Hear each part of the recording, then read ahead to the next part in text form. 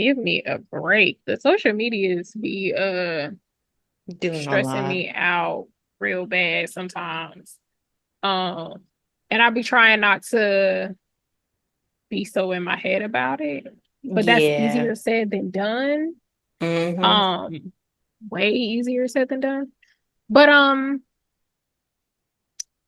guess we should just hop right into it this week. Yeah. So this is Shelby, And this is Jess. and welcome back to the League of Extraordinary Readers.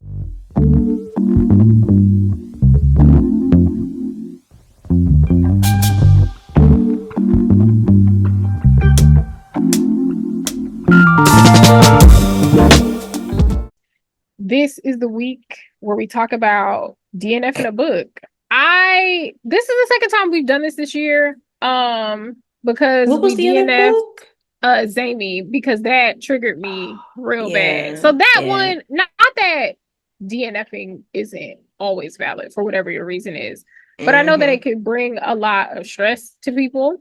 So we are still going to talk about the weight a little bit because we DNF'd it. But we are just gonna chill and talk about our goals for the month of August because it is August. How did that happen? The months Um, are flying. Like they got somewhere to go. 2025 is done. I mean, honestly, we can get rid of 2025. I'm not mad at it, but it's like, dang, we're gonna be talking about our goals for the year again. I mean, and for me, like you guys know that Jess and I both have our individual book clubs. I'm already Yeah. thinking about book club picks for quarter two. I like Yeah. I'm Yeah. already into 2026 in some ways, which sometimes can be a little nerve-wracking for me because I try to stay in the present as much as possible. Um, Yeah. but with what we do working in social media, being ahead of yourself is a little bit better than being Yeah. behind yourself. Yeah. Yeah. So we both are ahead. I do have a stack of books here that I do want to talk about Yeah. after we talk about the weight because I did do some book purchasing. So, how far did you get, friend?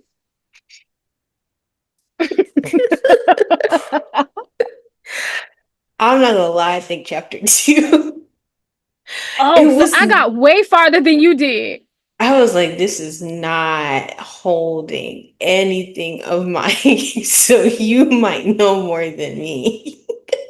Okay, so I got to about the like 100 page-ish mark, I think, because I Hmm. was at first I was reading and listening, but then I've been using it as like my background noise like thing when I was Hmm. editing earlier today. So I think I got like yeah, when I looked at let's look at Libro real quick. I think Libro said like 20%.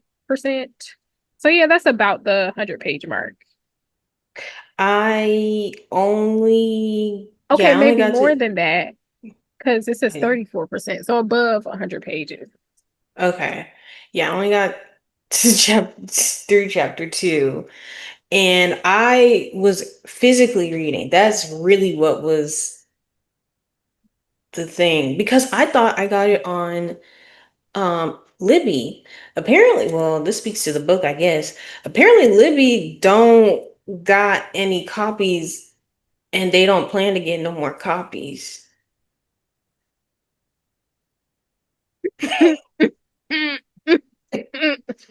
I don't blame them. I think literary fiction is very hit or miss. I Mm-hmm. think um okay, so yeah, I got to chapter 17. So in the book, just based off of like what I'm skimming here, that's page 109. So that's as far as I Okay. got. So the book starts off with Julian and his roommate slash landlord stealing a fire pit from this house that's really Yeah. sketchy. And we learn very quickly that Julian is like the only black person, black man in his friend group, but also in Mm-hmm. this town. And I didn't know if we were going to like go on this like woe is me, let's talk about racism. And I don't that's the vibe of the book. The vibe of the Yeah. book is woe is Yeah. me. I don't say that in a way to say like these like that racism isn't something that should be talked about or whatever. Y'all know that this is we the female versus Dr. Umar very low key. So not that. It's just Julian is just in a place in his life. Like I don't think he's not 30 yet, but he's somewhere between No. like 24 He and 30. Like he's he's in like in that. this, yeah, this midlife, like coming of age, not coming of age, but like he's trying to understand his young adult life. And that's what it gives. You know what really kind of that we're talking about it, and it has this undertone of like, woe is me. It reminded me, if I can remember the book really good, Such a Fun Age. That was the vibe it gave. Yes. And Yes. I read that how many years ago? I think it was like 3 or 4 years ago. I did not like that book. I didn't like it. And I got it from the library. Thank God I actually got the physical from the library and returned that thing so quick. I was not, I'm sorry if you like, was there Keely, Yeah. Reed, Kelly, Kylie? Keely, something. Yeah, some. If you like her, God bless. Not my thing. So that's the undertone it gave me, and I think that's why I was like, I don't know if I'm going to make it. You're not wrong. So I also started this on the heels of Blood Slaves. And Oh although yeah. I did not have I don't have the most positive feelings about Blood Slaves. That's very fast paced. It's very like we hit the Mm-hmm. ground running. It's intense. It's dark. Like it's all of this. And Yeah. this is going at a snail's pace. So Yeah. I think I It is also so gave myself slow. whiplash Yeah. Yeah. because I went from like hit the ground running. I have all, and even though like I have mixed feelings about Blood Slaves, my feelings are intense, right? Yeah. So it's like It brought something out of you, regardless if it's positive or negative. It actually engaged you. Yeah. right. Okay, so because I got farther than you, Julian is borderline an alcoholic. He's doing a lot of drugs with his white friends, and he is trying to figure out life. He does have a religious background, so he comes from a very Christian family Mm-hmm. that he has kind of disgraced because he got a divorce at a young age. So there because of his religious background, he has certain ideologies about relationships. So he has been having this fling with um this white girl Annie and whatever. And pops up engaged. And he's like, "But I love you." But in his head, he's like, maybe I don't love her. I just attribute sex with love and marriage. So I thought Mm-hmm. that this is who I was going to be with next because of these particular ideologies. Then his neighbors across the street had adopted a black son, and they're like, for a very lack of better words, you a nigga, our baby a nigga, how y'all should be, you should mentor him and play basketball with him. But I then the boy mean, gets in not trouble. no, But but the way that it's set up yeah. is weird Yeah, yeah, yeah. because the mom invites him over for like a lunch for wine in the middle of the day. And he like free quality wine, whatever. And he thinking she about to be like, you want to have sex while my husband and my son ain't here? Whole time she propositioning him to like be around her son. But then he realizes quickly that he's the only black person that this little boy is gonna know. And Mm. he was adopted as a baby. So like he's never really been around black people before. And they're playing basketball and Julian says something like, "Come on, my nigga," like that. And the boy goes back to his parents and is basically like, "He called me a nigga and I'm offended." And then they have this conversation where Julian's perspective is just like, "Well, all people are racist." And I understand all white people are racist. Mm-hmm. Okay. And excuse me, the little boy goes back and tells his parents, and his parents like write him a letter. And it's like, we don't think you should be around our son anymore because X, Y, and Z. Not write him a letter. We across the street. Put it in the mailbox. Um, then the company that he works for this PR company, but that is very, very religious. Hmm. So they have prayer every Monday. His boss asked him to lead prayer this one particular Monday, and it's starting to give him more responsibility. But Julian hasn't even really been doing his job at work for real. He been transferring all his calls to the gay dude. So Julian, alcoholic, the other dude, gay, they trying to hide each other's mishaps from the super religious boss. What is happening? He's in a band. He plays the drums. He likes to read. He's like really smart, but baby is like, he needs a therapist. He needs a therapist. He needs like something. So the part where I stopped, he goes to this bar to meet up with one of his friends for like an event or something like that. And he meets a black girl and is surprised that he's attracted to her and that she's attracted to him. And that's when I was like, maybe I should. Maybe I should. Exit stage left. Yes. Okay. It sounds like it's a book that's kind of all over the place. Like there's no stream of one. And you can do a book that's kind of all over the place, but it's organized and it comes back to Right. the Right. root of what it sounds. Is it character? Is it plot led? No, it feels like character led type of It's book. definitely character led Yeah. because there is no real plot really other than, I mean, every book has a plot. I guess the plot for this would be him figuring out his life, but that is going to be dependent on the decisions he does or does not make. Um Mm. I don't know. I think I might try to like, I think the pressure of like all the other stuff that we were reading, um wanting to read it like fairly quickly. I don't think this is a book that you can kind of sit and read in one setting. I don't think it's that kind of book. So Yeah. I might like throughout the week kind of just put the audio book back on and like see Hmm. just for vibes and I'll take one for the team and I'll report back. But y'all, I like if there was a way for me to like put the voice notes into the podcast so that y'all can hear us both I laughing at each wonder other last night. how can we I feel like we should be able I feel like that should might be the trailer. I don't know how Right, we gotta do because that. I text her and I was like, friend, this book boring. And she was like, oh my God, I'm struggling too. It is funny because I feel like we both just have this mutual respect for each other where it's like even when we are struggling through a book, we don't want to like let the other down. Like we really Yeah. care about this podcast. We really care about the work that we do. We really care about Black authors, right? So we want to give it a trying effort.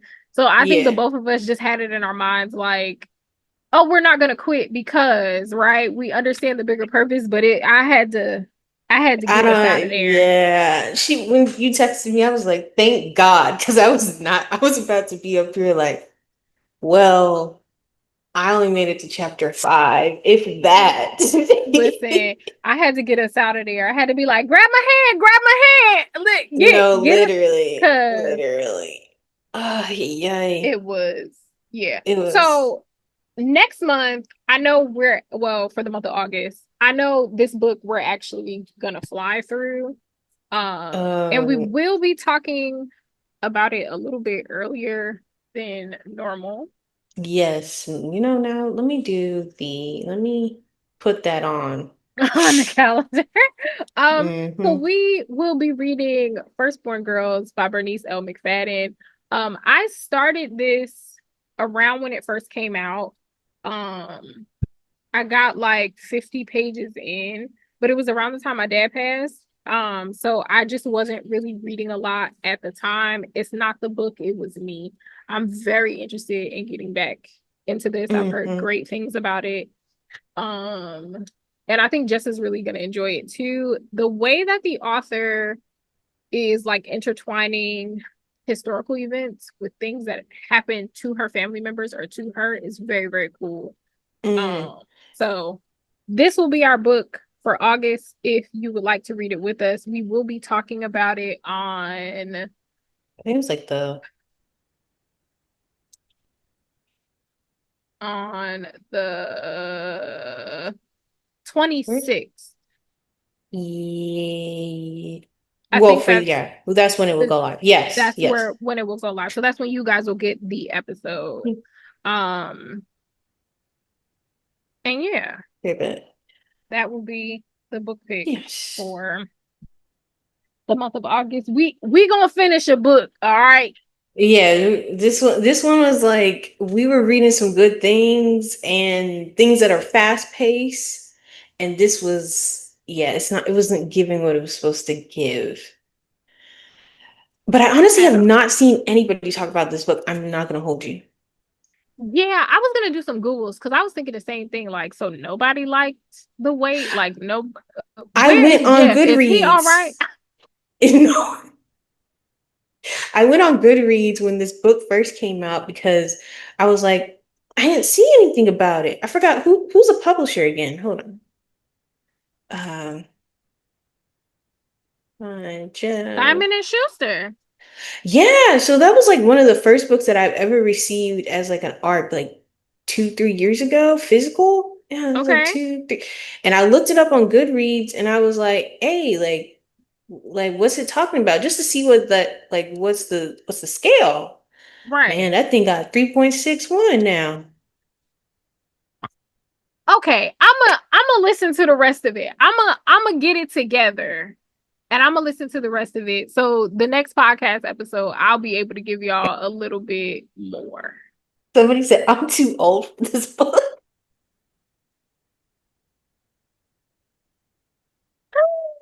Oh, I'm gonna name this episode. Where is Jeff? Where is our cousin? Is he And okay? where I hope some people gave it 4 stars.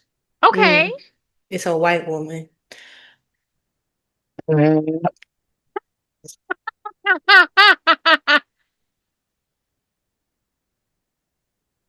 Jeff, I hope you're not discouraged. I think you should try again. Um, Oh, let's sometimes see. you have to encourage yourself. No, for real. I wonder what he's doing in life. So wait. Right. Let's see. Hmm. Not originally published in 1994? What? Wait. Is this a repub? Sometimes No, it definitely came out in you 2023. Okay. He's a have school to feel teacher. it. He lives in New York with his family. He got really like a really basic website. And no matter how you feel, Huh. with the one in you will be healed. Oh, Mateo Yeah. read it. Did he like it? Um, in his modern age of madness, we're so often made to carry more than we believe we can manage, and it's this struggle to wake up and persist in the face of promised hardship that Jeff Boyd so brilliantly captures. Huh. And you know who read it? Kylie Reed. I saw.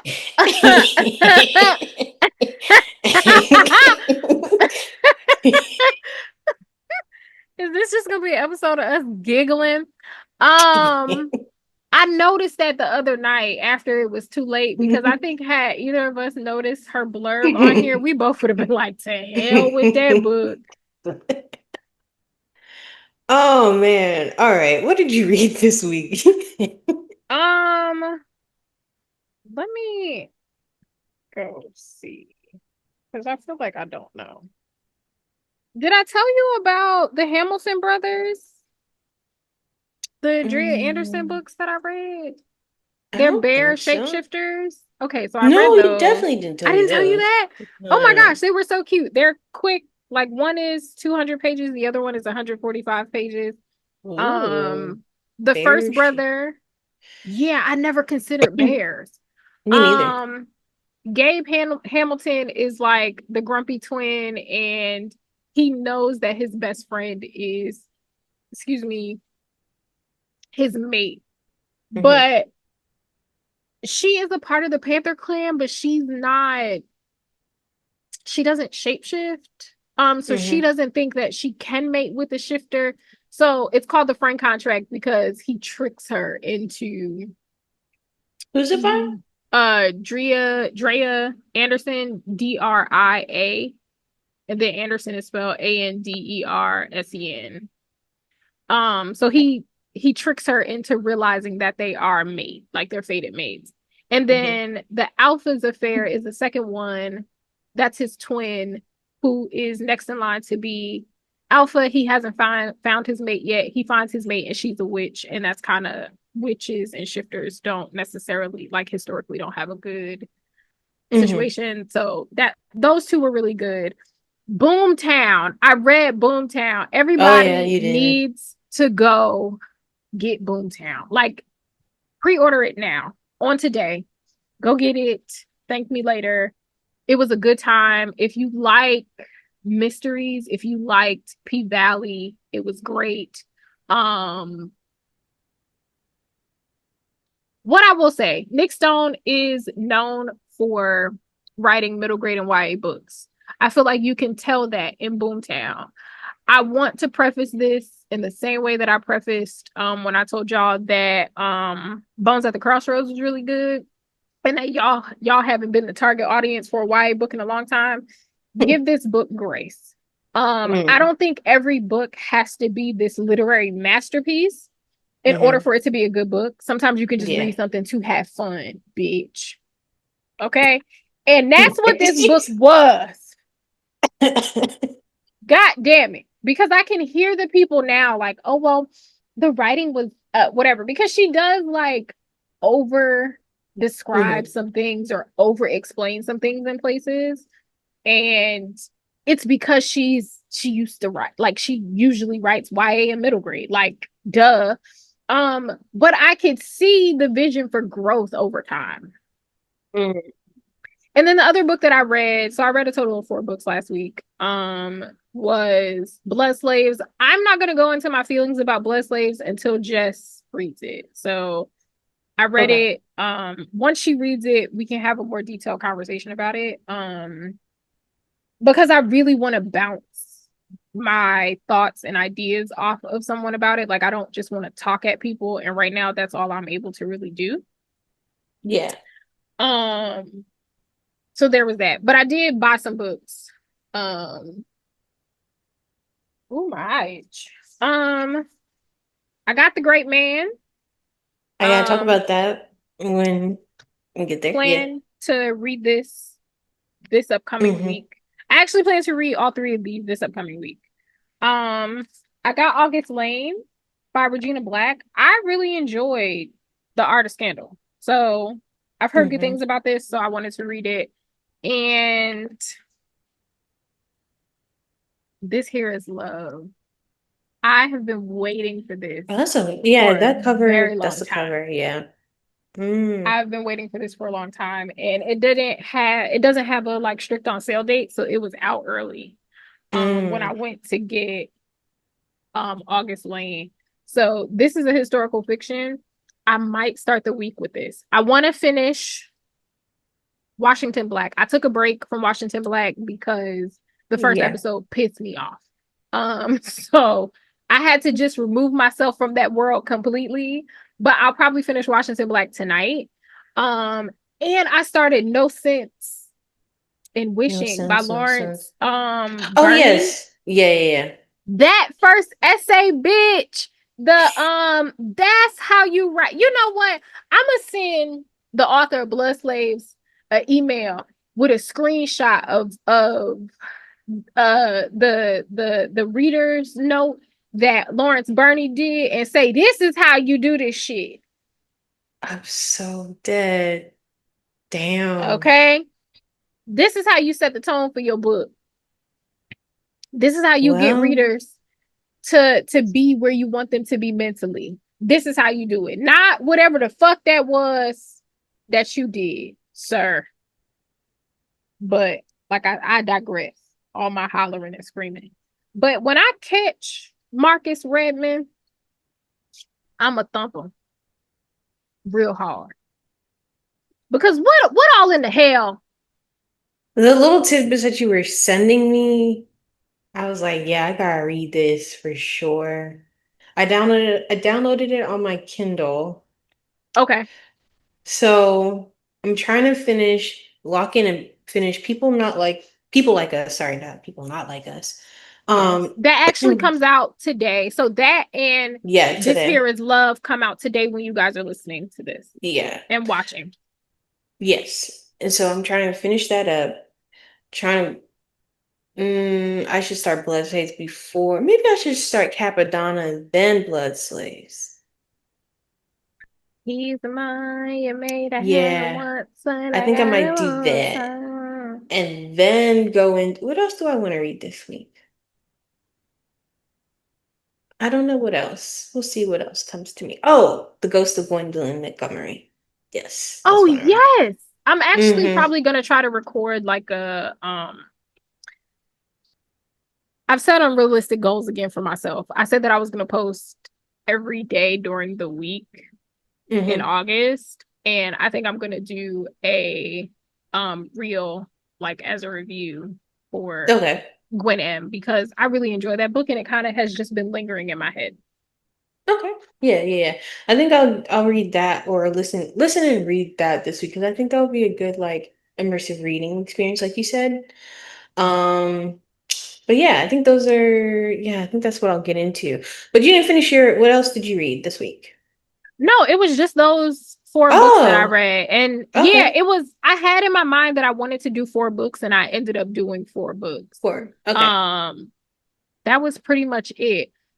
I ordered a Kobo color e-reader. Mm-hmm. So by the time we record our next episode, I will have it. So I've been setting aside some things that I might want to read on there that are just like Mm-hmm. novellas or whatever the case may be. They do have Yeah. Kobo Plus, which is like the equivalent to Kindle Unlimited, and I've already kind of been looking through. Oh. The selection is not very diverse. So I'm probably gonna have to get on the internet and be like, boo! So you have to like download your stuff from Kindle Unlimited and send it to that? Um, Or how does no. So that work? they had a lot of like Beverly Jenkins and Brenda Jackson as a Mm-hmm. part of Kobo Plus, so that was cool. Um, not Danielle Allen. What's the other lady's name? Christina That C. Jones? the other one. Robbie Um, Renee. She has a new okay. book. Excuse me, it's not a part of Kobo Plus, but I'm just gonna buy it for my Kobo.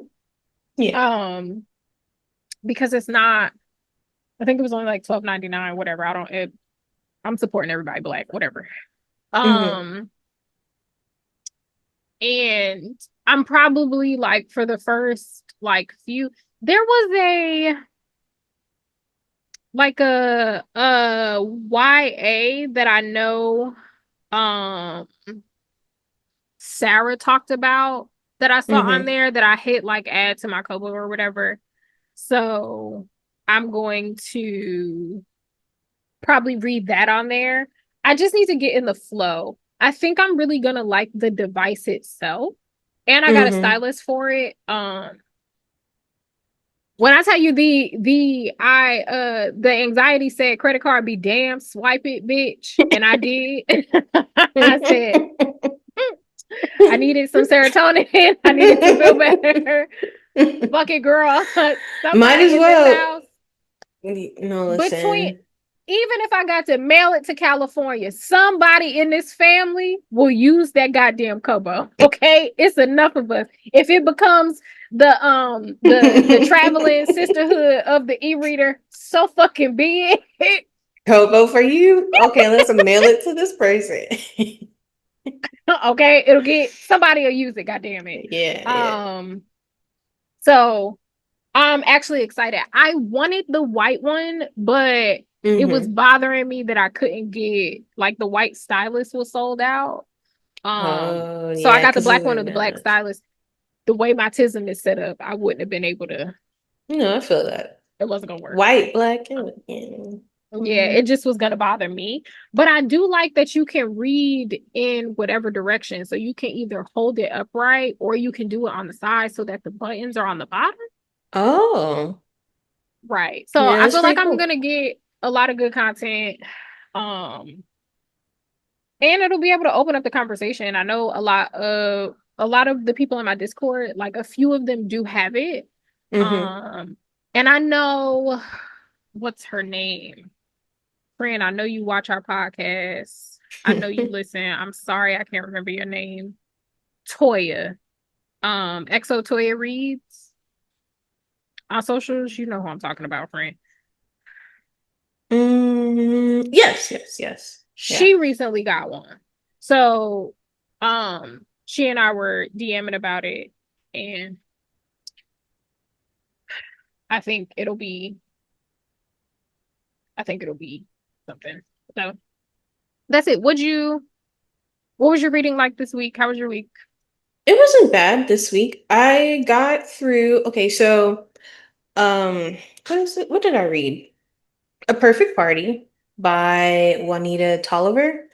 Okay. That was a really great Legacy Lit puts out really great nonfiction, and it has been getting better over the years reading from them.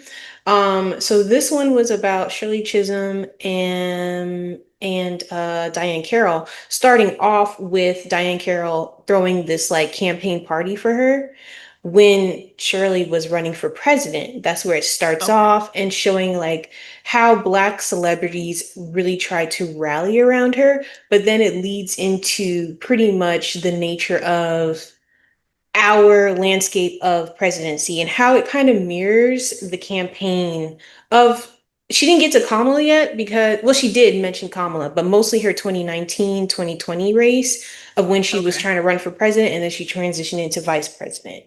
And she Okay. used that pretty much to mirror that. But it pretty much, if you read it, it's literally the same as her presidency run, if you think about it. Um, Wow.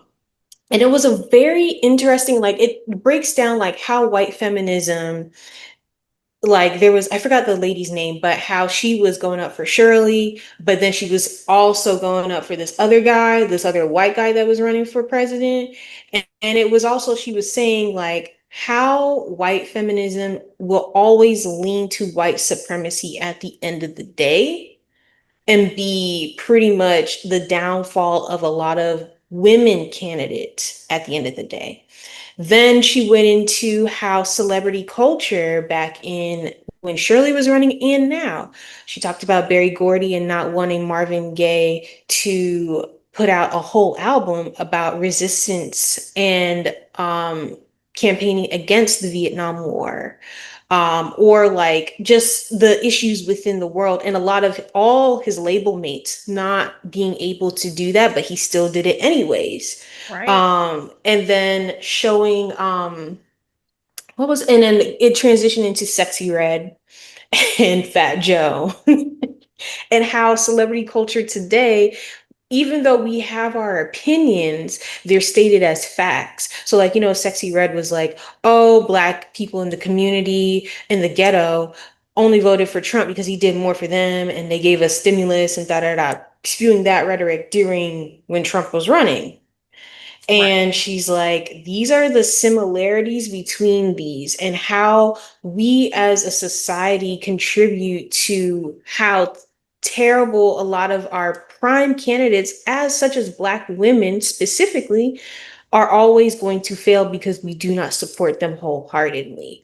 And Right. I thought it was a very interesting, like, just a flow, like the back and forth. It was just like, oh, that's crazy to think about. And I think it was like just very, like she announced, Kamala just announced her book 107 Days. I'm very interested to see how A More Perfect Party is going to mirror that as well.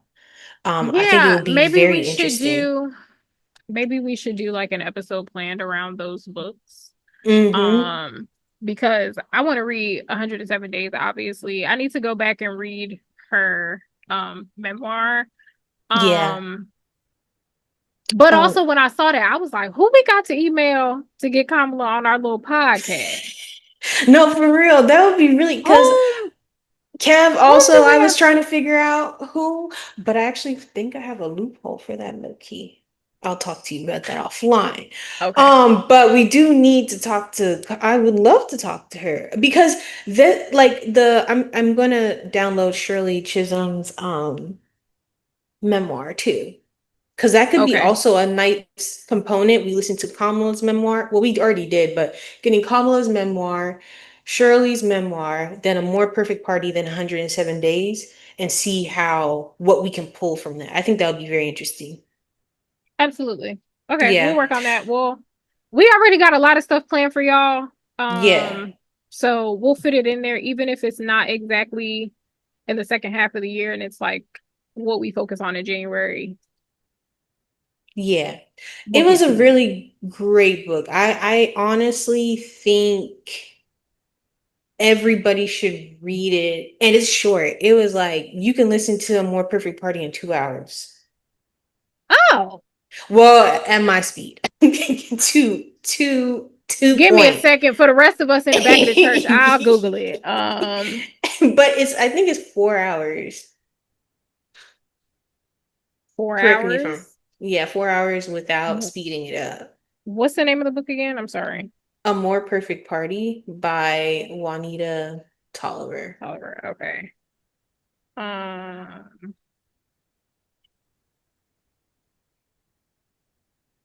do. Okay, it's 6 hours and 2 minutes. Oh. Sharice, don't you say that me and my friend listen to books at crackhead speed no more. Okay, I can hear you from out in the ether saying No, it right now. literally. But no, it's a really excellent book. I think I would go back and read it physically. Just how quickly, I think it has to be like 200 pages if that. Yeah, it has to be 200. Yeah, that sounds about right. Yeah. So I would go back, read it physically and annotate versus just listening. But that was a really good one. And then you guys know I tried The Wait.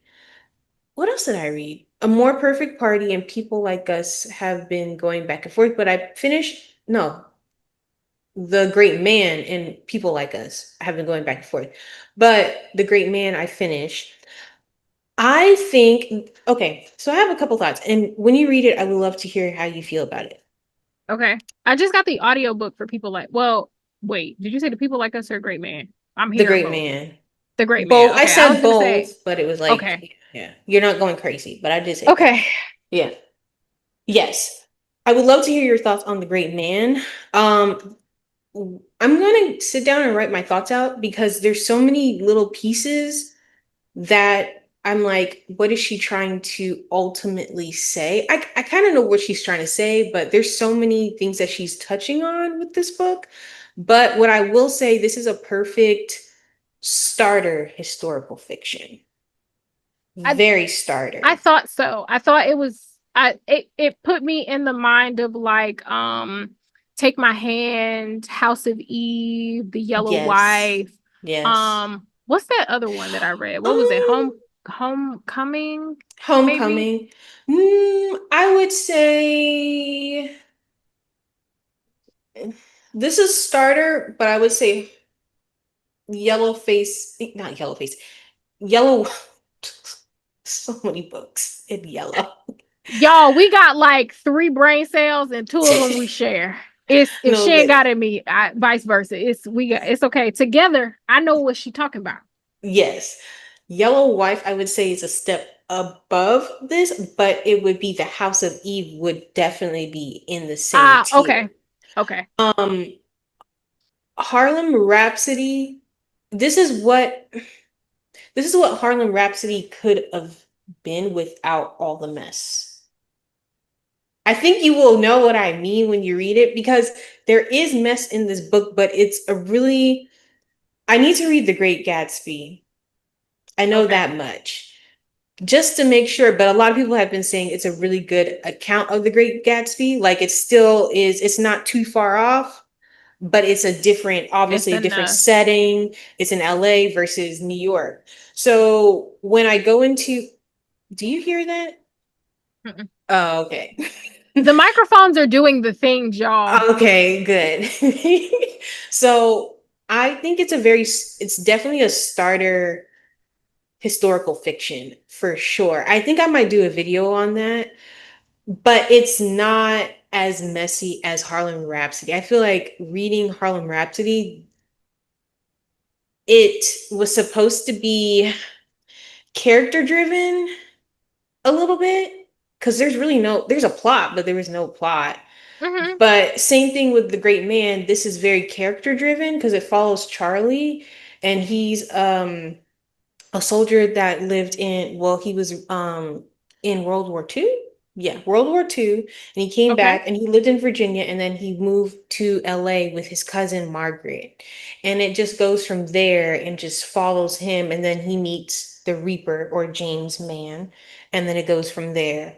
So there's like so many components to it. The one thing that I'm picking up on is I think she's talking about the capitalistic society, especially here in Los Angeles, in the glitz Okay. and glam of it all. Because we're setting this on Sugar Hill in West Adams, and West Adams is historically a Black neighborhood, but now a lot of the Black neighborhoods in this area are being obviously gentrified. So I think there's Right. an undertone of that she's talking about. And then watching her videos, it also adds to it as well. So that's the main overarching topic that I feel is coming out of this. I also think there's also a little bit of linguistics, how we were talking about James and code switching, a Yeah. little bit of that, but in terms of black men, not black men, Southern coming to the West Coast. Ah, okay. That because everybody's all, and then Yes. his cousin is from Virginia as well. They grew up together, but she let go of her accent. And she's like, why are you talking To like like this? fit Type of in. thing. Like you can't. There. What Yeah. other book did I read? In Trinity by Zelda Lockhart, there is Mm-hmm. a scene where one of the main cat well the original main character, he ends up like he goes to the military, but he ends up in Detroit, I believe it is, with his Mm-hmm. brother Mm-hmm. who got away from their abusive father. But he had a similar conversation with his younger brothers where he was just like, all that country shit, you got to let go of that. And it's just like, that's who Yeah. we are. Like, who are we putting on for? And kind of like Mm-hmm. this idea of like there still is this version of elitism even amongst ourselves, Yeah. you know? Yeah, it's very much that. I think it's a very there was a part in the book where actually I won't give it away because that part is very you'll understand. But one of the characters, it would be Charlie's like girlfriend, Mm-hmm. she goes into this monologue and it was like, oh damn, like she's really right. This is very much elitism. No matter Yeah. how we spin it, especially in Hollywood, we're doing this for our community, we're doing that for our community. It's like you're still not you're benefiting more than we are, is what essentially is what happening here. And I think that speaks to today. Like celebrities We are were doing a just lot, but they benefit more than we do. It's for their that. gain. Yeah. And that's what I was saying to you about education, right? Like when we talk Yeah. about the conversation of anti-intellectualism, um could that be tied to people not wanting to go to school? Like, yes, but Mm-hmm. people don't want to go to school because there is a hierarchy. There is this level of Mm-hmm. elitism that makes them feel away, right? And I Yeah. think we Yeah. originally were going to school for the betterment of our entire race, but then somewhere along the lines, now it's become elitism Mm-hmm. and not so much more like, uh, do we get some benefits from it? Like you say, yes, but Mm-hmm. you personally benefit more than the rest of us Yeah. benefit from it. So it's like people are looking at it and they're realizing, like, oh, I don't want to be like y'all. I don't want to be what education possibly means now versus what it Mm-hmm. did prior. Yeah, I think there is a very interesting book. I did enjoy it. It's very character driven. It's very, and like you said, that anti-intellectualism is definitely in the book. Um, when it comes to specific characters, pretty much. Actually, a lot of the characters. Yeah, except for Charlie, honestly, because everybody Okay. else, yeah, if I think about, yeah, yeah, I would say so. But more so, all of them, from what I'm picking up, they're intellectual now, but they never were before. I'll say that. And that You'll see intellectualism is tied to societal the standard. yes, and the neighborhood and how the hierarchy of things, those type of things. Mm. Yeah. So So I think maybe it, I'll read that before I read um maybe I'll do The Great Man first. I didn't Because enjoyed it, yeah. yeah, maybe I'll start the week off with The Great Man. I don't know if it was me, but there were some parts that were a little bit like just meandering. And it Hmm. was just like just there. But I guess it honestly gives to the story. So just I feel like it's medium pace. It picks up quickly, and then there's a part where it just slows down and then it picks up really fast towards the end. Okay. So just to give you a heads up. But yeah, I think those are the two books that I completed. I want to finish People Like Us.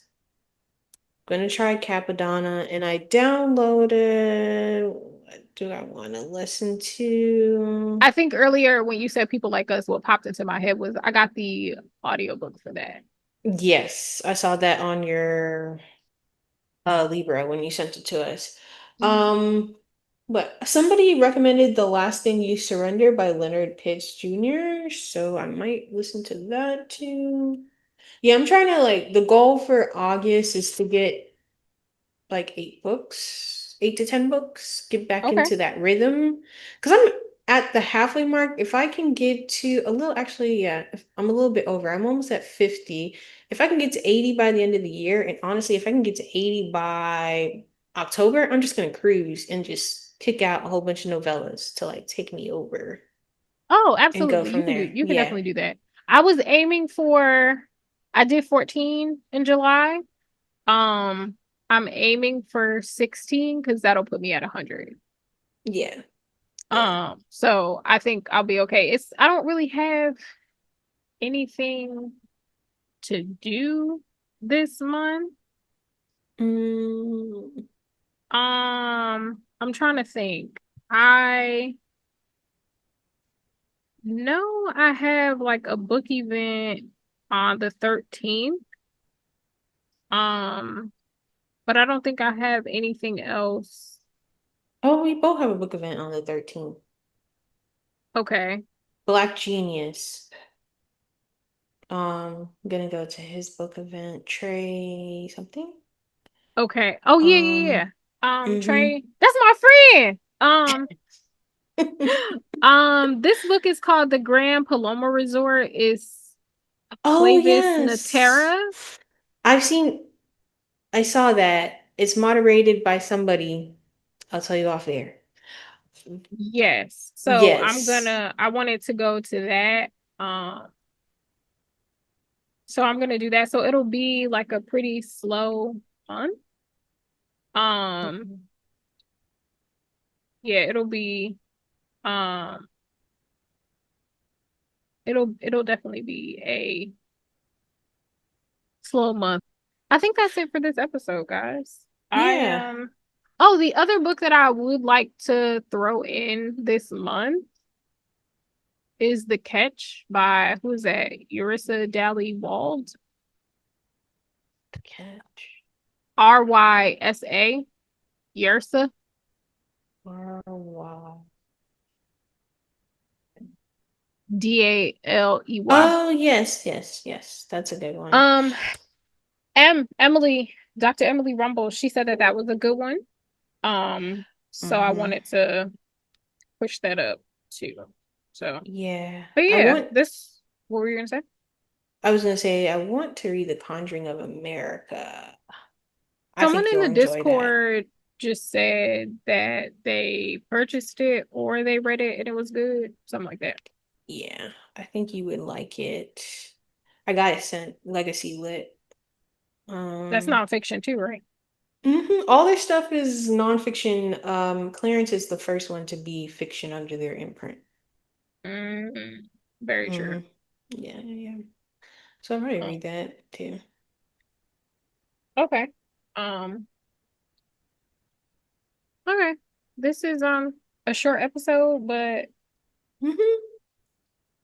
I think it was a good one. We will see Yeah, y'all next week.